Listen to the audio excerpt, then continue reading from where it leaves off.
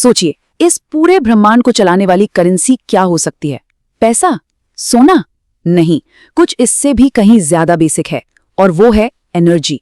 आज हम इसी के बारे में बात करेंगे। वर्क, एनर्जी और पावर, ये वो तीन पिलर्स हैं जिन पर सब कुछ टिका है, एक तारे के जलने से लेकर एक गेंद के लुढ़कने तक। चलिए, आगे बढ़ने से पहले एक छोटा सा थॉट एक्सपेरिमेंट करते हैं। मान लीजिए कोई पूरी ताकत से एक दीवार को धक्का दे रहा है, या फिर कोई बहुत भारी वजन उठाकर बस खड़ा है, या हो सकता है कोई बहुत मुश्किल पजल सॉल्व कर रहा है। तो इन तीनों सिचुएशंस में से फिजिक्स के हिसाब से वर्क यानी कार्य असल में कहाँ हो रहा है? अब सुनने में तो लगेगा कि भाई मेहनत तो तीनों में लग रही है ना?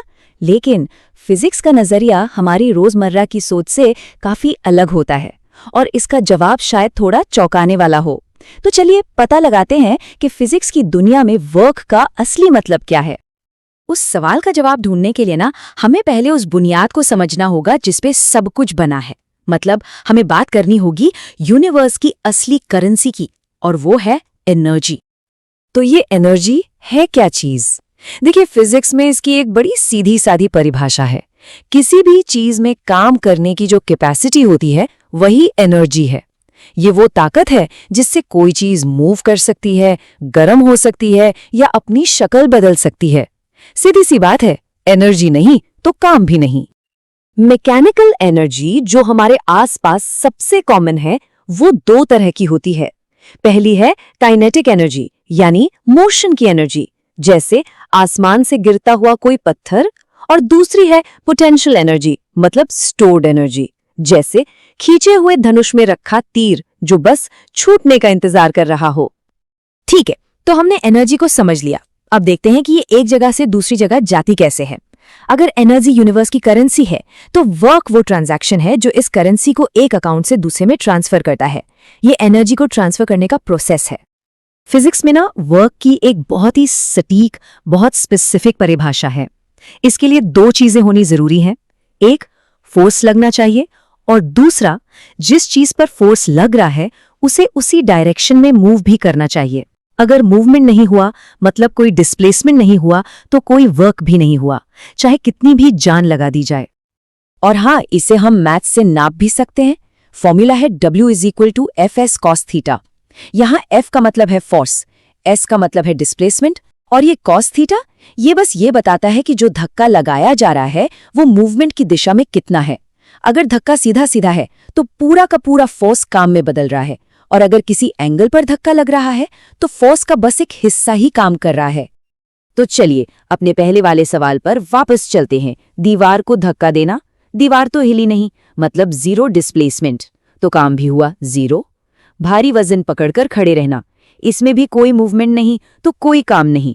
देखिए, वर्क पॉजिटिव तब होता है जब फोर्स मोशन में मदद करे, और हाँ, ये नेगेटिव भी हो सकता है, जैसे फ्रिक्शन, घर्षण, जो हमेशा मोशन के खिलाफ काम करता है और सिस्टम से एनर्जी खींच लेता है।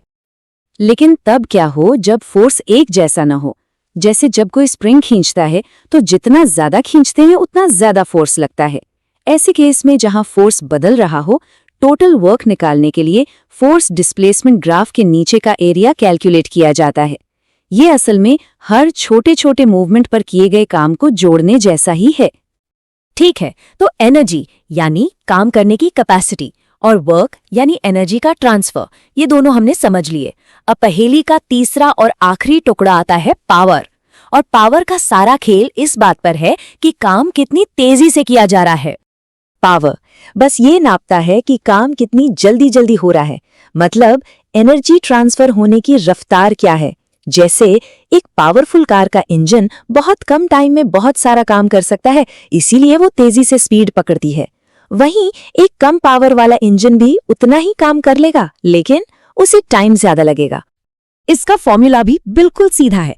पावर बराबर होता है work divided by time, P = W/T। और इसकी यूनिट तो सबने सुनी होगी, वॉट। जब हम कहते हैं कि ये 100 वॉट का बल्ब है तो इसका मतलब होता है कि वो हर सेकंड में कितनी तेजी से इलेक्ट्रिकल एनर्जी को लाइट और हीट एनर्जी में बदल रहा है।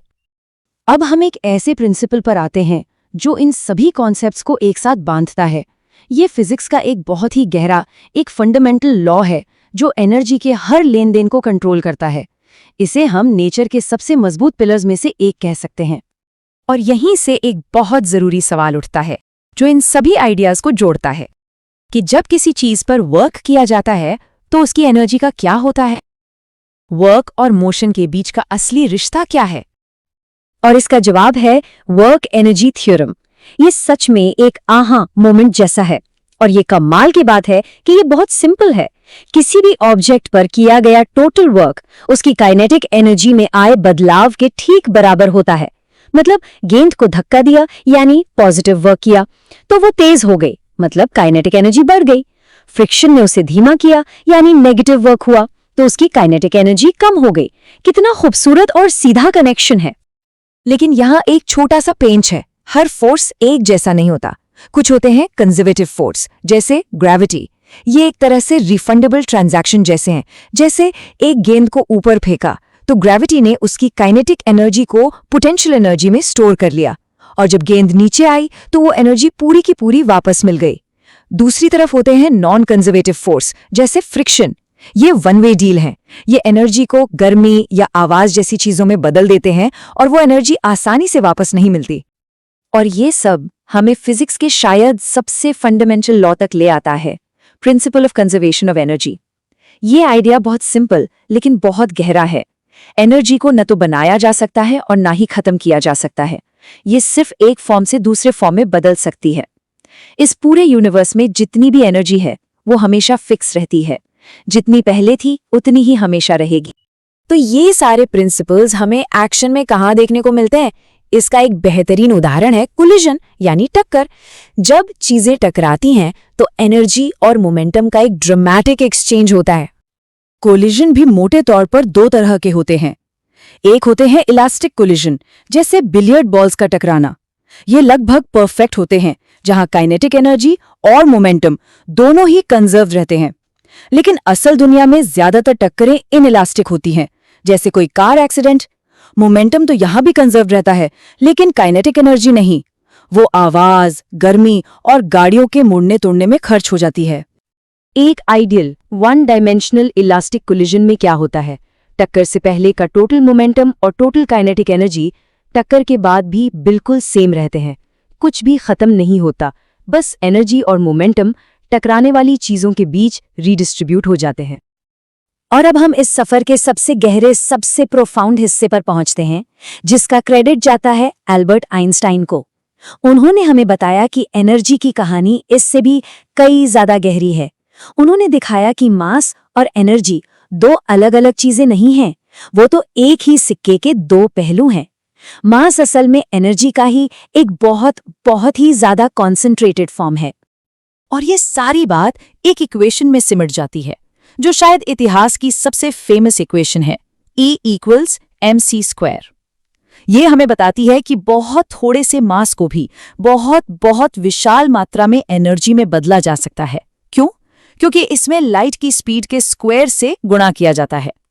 यही वो प्रिंसिपल है जिससे हमारा सूरज चमकता है, और यही एटॉमिक एनर्जी का राज भी है। तो एक आखिरी सवाल के साथ इस चर्चा को खत्म करते हैं। अगर एनर्जी को ना बनाया जा सकता है, ना मिटाया जा सकता है, सिर्फ उसका रूप बदला जा सकता है, अगर इस यूनिवर्स की टोटल एनर्जी हमेशा से फिक्स रही है, तो ये हमारे ब्रह्मांड के बारे में और इस ब्रह्मांड में हमारी जगह के बारे में क्या बताता है? ये एक ऐसी बात है जिस पर सोचने की जरूरत है।